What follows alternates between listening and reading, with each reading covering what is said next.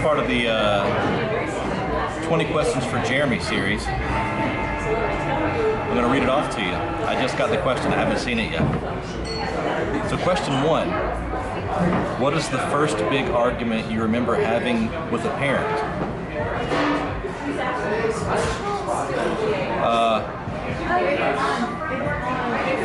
Well, I don't remember because half of them I hid. I just buried it deep down and I had it inside. So that wasn't really with a parent, it was with myself. The first one I remember really getting upset with was wanting to go to a school dance because I wasn't allowed to do that because shaking your ass is the devil's work. So I must have been, I don't know, I was in high school definitely, maybe 16. I know I was driving, and I thought since I'm driving, I have to be old enough to make decisions on how I shake my ass and where. And my father thought differently than that, so I had a bit of a fit. Still, he won out. That's the first time I remember thinking I was bigger than him and I could take him if I really had to. But he's my dad, and it's a school dance. How big of an issue is that really? So that's the first one I remember. There weren't a whole lot of arguments, and they were usually once I was older that it happened, not much when I was a kid. Ready? Sure. Question 2 of the 20 Questions for Jeremy. So I'm just now reading it. If you could go to dinner with anyone, who would it be and what would you want them to talk about? That's really just a mundane question. I don't know, I don't care. I have a hard time with that question, Matt. Dinner with anybody. So, maybe Jesus, except without all the 12 disciples and like the whole betrayal thing, and like, because that's just awkward and everybody's still talking about it to this day. I think I might just ask like, what was like your true intention? But I kind of already get what that was anyway. Me and him talk on a regular basis. I don't know.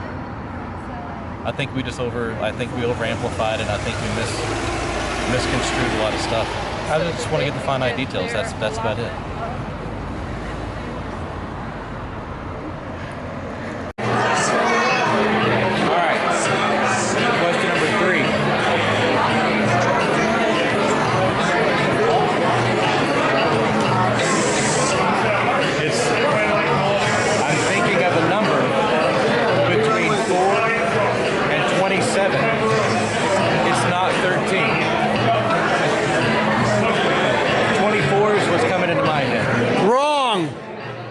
That's what I got. It is. Name something you'd like to accomplish within the next 5 years.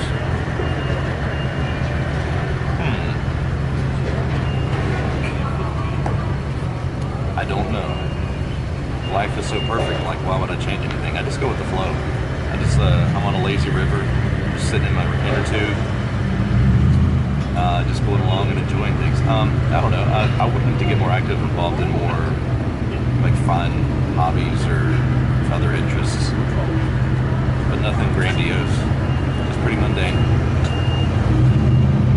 Simpsons or Family Guy? The winner versus South Park. Okay, so I would say Family Guy. It seems more relevant to my generation, whereas maybe when Simpsons came out, I was a little too young to quite grasp it, but it seemed like more for like the 70s generation. And there's just a lot of 80s references in Family Guy. I like it. And it's a more crude humor, which is right up my alley. And then versus South Park,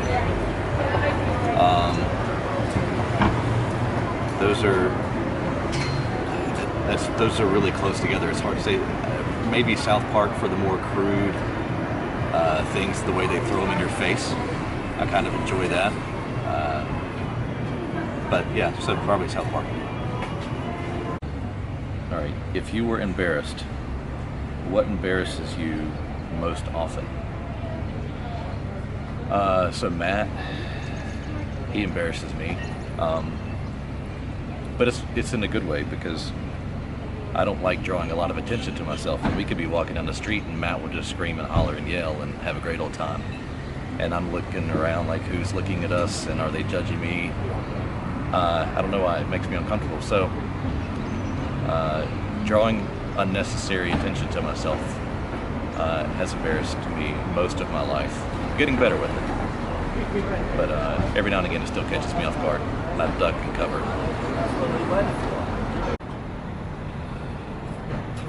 Alright, do you think the Ku Klux Klan started out as a gay club and then they chose cotton sheets to hide the cum stains? Or do you have an alternate theory about these sheets? You know, it's a good theory. I don't know, like I like the theory though, it seems to fit. Although it does seem like instead of a cone for their head, they'd have a more phallic emblem, like a mushroom tip on top of it. I'm gonna go with that theory though, I like it. What quality in a person makes the biggest impression on you? I don't know if it's one specific quality. And I don't want everybody to have the same quality, that's boring. It's more a way that I feel around them, like what type of presence they give off, or, you know, if you want to say energy, what type of energy they give off. And all that can be different, but still be a really cool thing to be around, depending on the person. So I would say just their persona that they give off when you're around them, their vibe. Okay. If you were a fairy, whose godmother would you want to be and what would you want to help them with?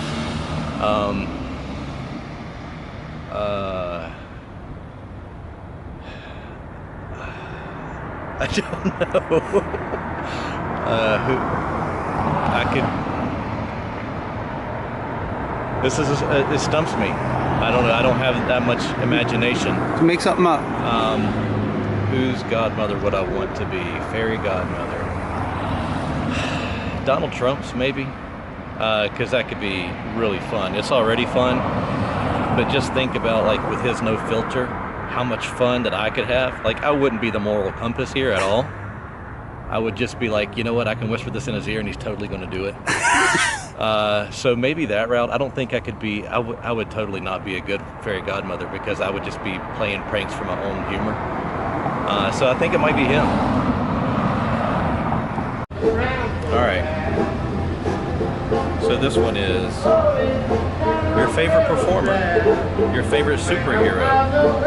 Which life would you rather try for a year?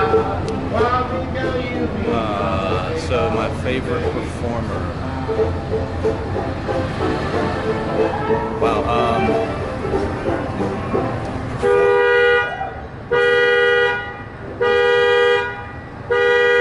Things going on here. There we go. Okay, so performer is a difficult question. Like if you said band or singer, but I just have to say maybe Trent Reznor for performer. I just always like his stuff. Favorite superhero, Batman, definitely. Which would I try for a year? I'd like to do the Batman thing, but I just couldn't handle it, you know? There's a lot of rigorous stuff going on. I'd definitely go with the Trent Reznor thing. That's what I'd do for a year. Go. Alright. New question.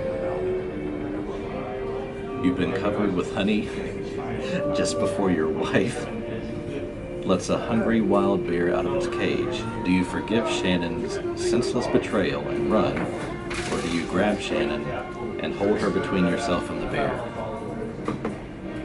I mean, well, we're assuming that the bear is going to be really aggressive, and it could just lick it all off, and it could be pleasurable for both of us. It could be a friendly bear. What a cop out. What a complete dodge. I mean, how do you know? We might become best of friends. Let's assume this bear is really hungry. I could become Grizzly Adams. You're not the bear whisperer. Let's just pretend. Come on. What would you do? Yeah, I'm going to take down everybody I can. I'm going to grab everybody in sight. It doesn't matter. Anybody that is potential food is going to be in my grasp, in my clutches, and we'll all go down together.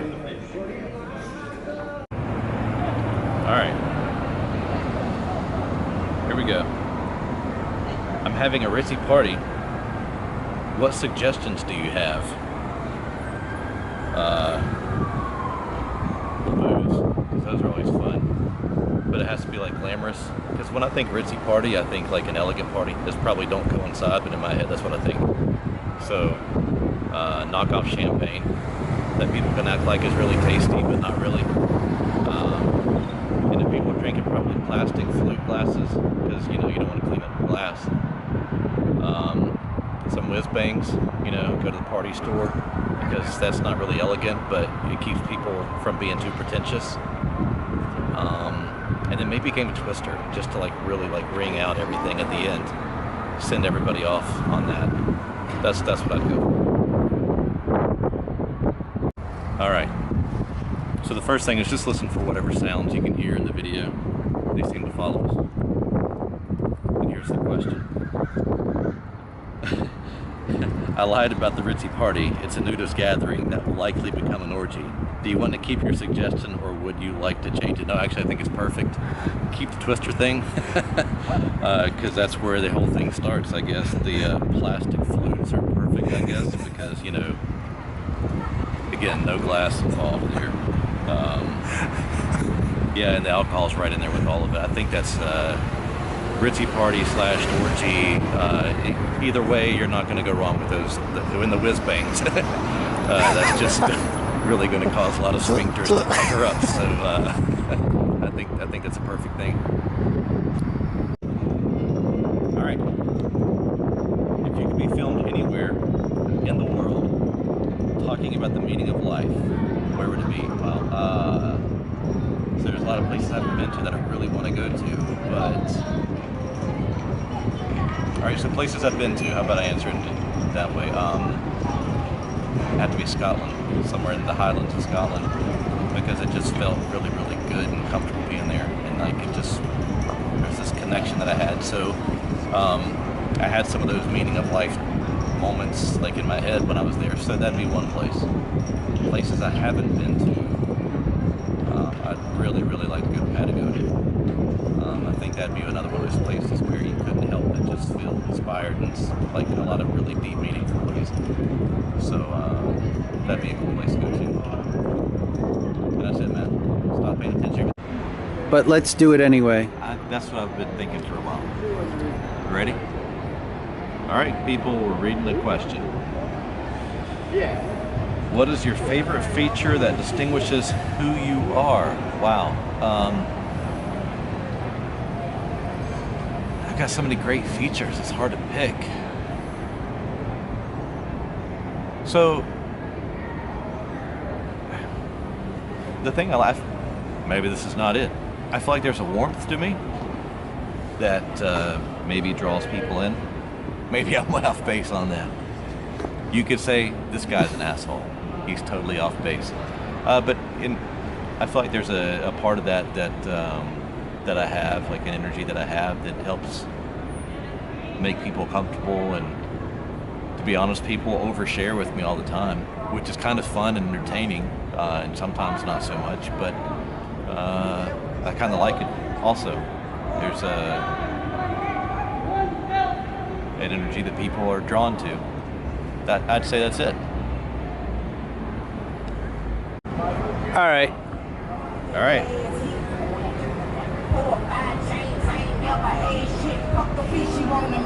There's that in the background, which is great music if you have no taste in music whatsoever.